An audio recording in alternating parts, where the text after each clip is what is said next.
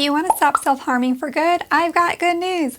It is possible. The very first thing that you got to do is you've got to pause and notice. Notice your thoughts, notice your feelings, notice your behaviors, notice your environment. When you can notice these 4 areas, you can start to notice and recognize patterns that impact your mood and your responses to your mood. And then from there, you can change up your environment in some sort of way. A really great example of this is when you look in the mirror and you happen to notice a zit, which is very common for teenagers and beyond. I get them too.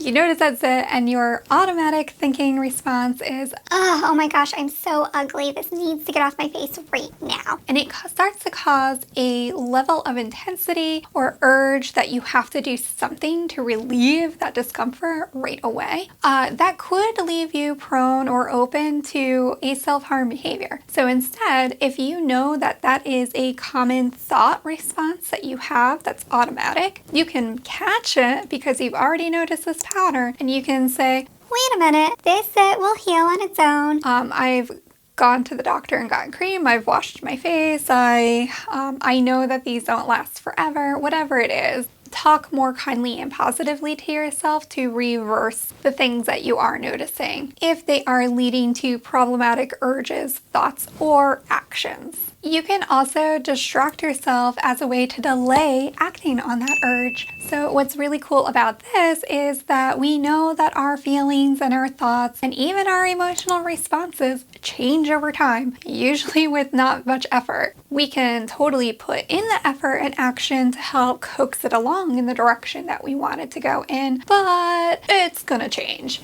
It always does. Some of it happens quicker, some of us it's going to be a little bit longer, but if you can delay that initial automatic impulse to act on the urge, you're already ahead of the game. So some ways that you can do this is to pop on a Netflix series or a movie that you've been wanting to watch, or even like watching a playlist on YouTube, because it tends to autoplay to the next video in that series, and that can really help you delay working on that action because you're so engaged in whatever it is that you're watching. Do not use this if you're avoiding your homework though, please.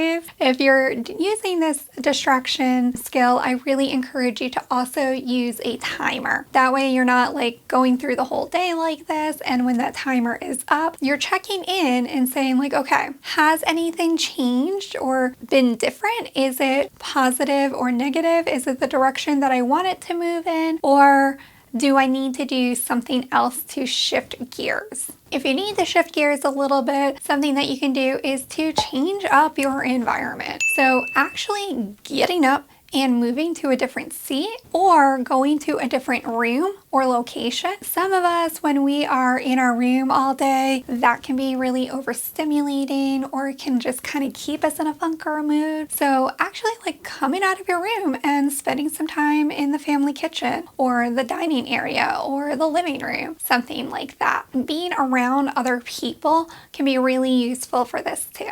You can take some time to actually like fold and put away your laundry. That's always key. You can declutter or organize an area of your room or your bag, or clearing and changing your physical environment can actually help clear and change your thinking as well. There's a reason why a lot of those home organizing and cleaning shows tend to ask the people that they're helping, about their emotional experiences, because oftentimes it comes out in the room. Calling on a friend or a loved one or someone else that is supportive to help buddy up can be really helpful when you're looking to stop self-harm. That's because oftentimes people who self-harm tend to feel really isolated and alone, or they're around other people who kind of encourage this harmful behavior. So kind of changing up who's in your circle and who else can be supportive can be really useful and helpful. I love running my teen growth therapy groups for this very reason. We tend to have a lot of people in the groups who have struggled with self-harm or know others in their world who have struggled with self-harm. So they get it from a different experience than somebody who's only known about it from TV and movies and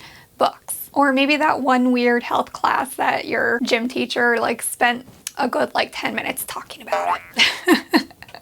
I have such issues with that, but they mean well. If you're continuing to struggle, even with a buddy in the process, I really encourage you to link up with a mental health therapist who is trained and specialized to deal with these concerns and issues. And of course, please be kind to yourself. This healing process is really hard. It's really exhausting. Whenever you're trying to make a healthy or positive change, it still is a change.